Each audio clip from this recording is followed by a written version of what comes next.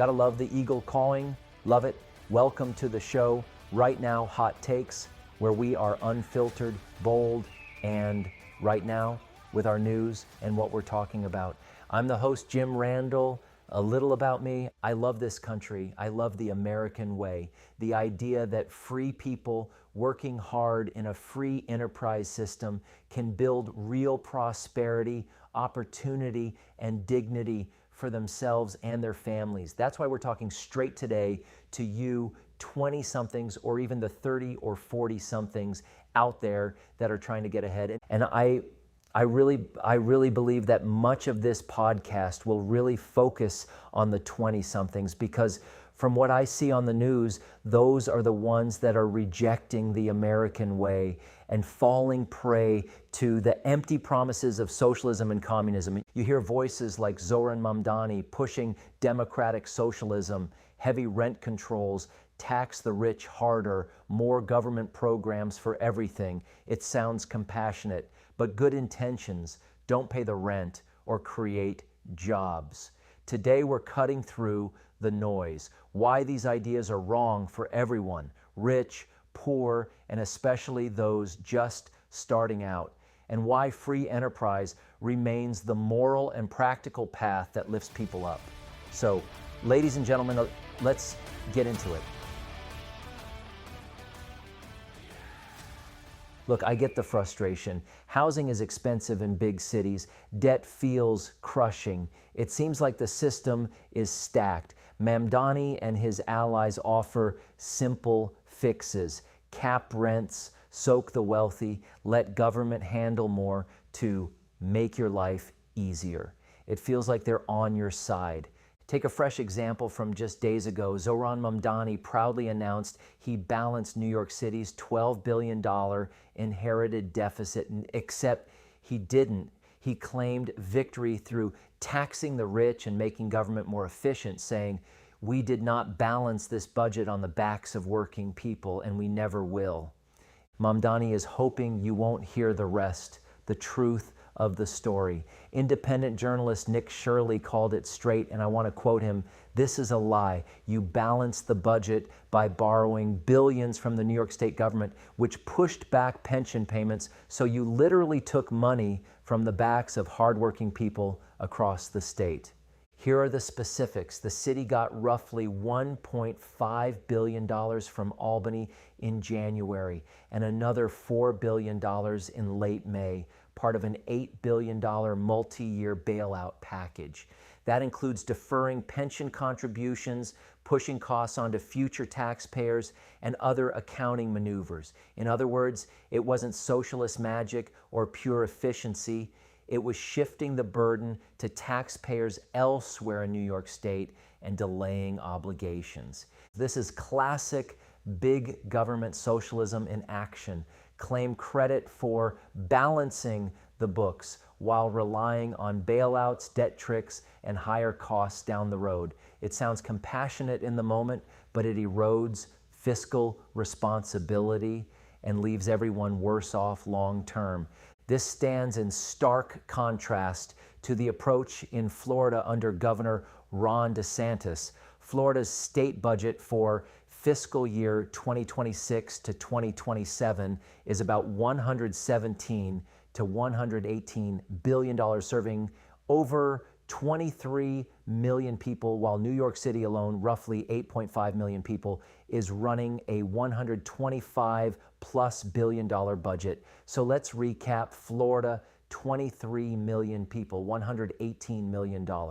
New York, only 8.5 million people with a larger budget. Florida has no state income tax, has reduced spending for multiple years in a row, maxed out its rainy day fund, paid down debt, and delivered tax relief. The result, massive population growth as people vote with their feet, moving from high tax, high regulation states like New York to Florida for opportunity, lower costs, and better governance. DeSantis's model proves the conservative principle: limited government, fiscal discipline, and respect for taxpayers creates real prosperity.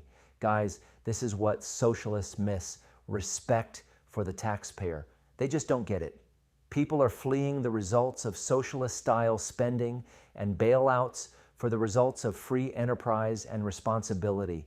Again, we have to judge ideas by results, not feelings. Socialism, even the democratic version, has a track record, and it's not a good one. Free enterprise isn't perfect, but it's proven. It rewards work, innovation, and voluntary cooperation, meaning people freely trade with each other, your labor for a paycheck, your business for customers, your ideas for investment.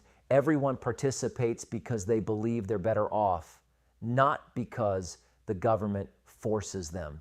Government interference usually makes things worse by replacing those free choices with mandates, controls, red tape, and coercion. Take rent control, a flagship idea. Protect tenants from greedy landlords. Sounds moral, right? In practice, it destroys housing supply. When you force rents below what it costs to build and maintain, investors stop building new units and landlords cut back on repairs. Existing apartments get locked up by those lucky enough to have them already.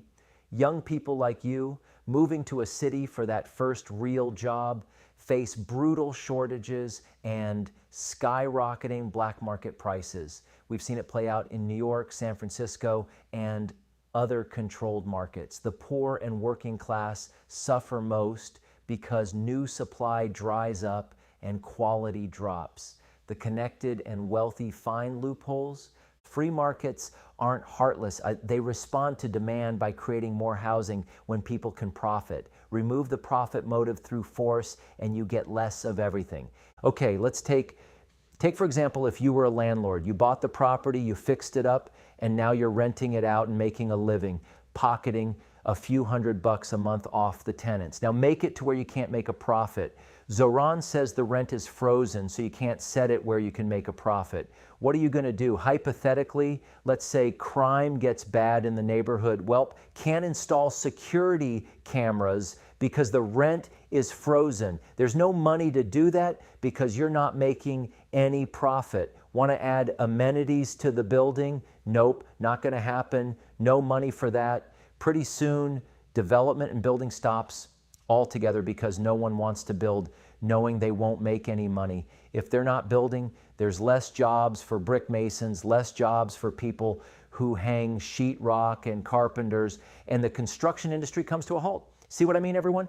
There are real consequences for the interference of government into the housing sector and the private sector. Then there's the tax the rich till they bleed approach to fund free college, health care, you name it. It feels like justice. But who creates the jobs, startups, and wage growth you need? High taxes and heavy regulation drive businesses, talent, and capital to friendlier places. Companies leave. Hiring slows, innovation stalls, the tax base shrinks, so government delivers less, not more. History shows this repeatedly, from places that went full socialist to soft versions that still stagnate. Here's why free enterprise beats government interference every time. Capitalism rewards work. If you show up, learn a skill, and deliver value, you can advance. It drives innovation because people chase better ideas, products, and services that solve real problems for customers. And it runs on voluntary cooperation. You freely trade with others, your labor for wages, your business for profits, without a bureaucrat forcing the deal. That respects human dignity and choice. Like government interference flips the script. It replaces voluntary agreements with coercion, taxes, mandates, controls. It distorts incentives so people work less, invest less, or leave. Conservatives understand this because we trust individuals and families making decisions in their own lives far more than distant officials picking winners and losers. When government meddles deeply in the private sector, we get inefficiency, higher costs, and fewer opportunities. Look at the difference between heavily regulated cities that stagnate and freer markets that boom. The evidence is clear. At the heart of this is a choice about human dignity. Free enterprise treats you as a capable image bearer with God-given talents to use responsibly. It encourages family, work, charity, and community solutions over top-down mandates. Socialism, no matter the compassionate rhetoric, treats people as dependents of the state. It punishes success, spreads scarcity, and erodes freedom. Rich and poor alike lose when the engine of wealth creation breaks down. Intentions don't change outcomes. Venezuela, historical examples, and even struggling U.S. cities prove it. America's way, limited government, free markets, rule of law, has done more to lift people out of poverty than any redistribution scheme. That's not hype, it's history. 20-somethings, don't fall for the easy promises. Study the results. Bet on yourself and the American system that rewards grit and creativity. Work hard, build skills, support policies that expand freedom and enterprise. That's how you win and how our country stays strong. I love this nation too much to sugarcoat it. What do you think? If you enjoyed this content, please do us a great favor. Rate and review on iTunes or Spotify and share this episode with a friend. Subscribe for more unfiltered truth. I'll see you next time on Right Now Hot Takes.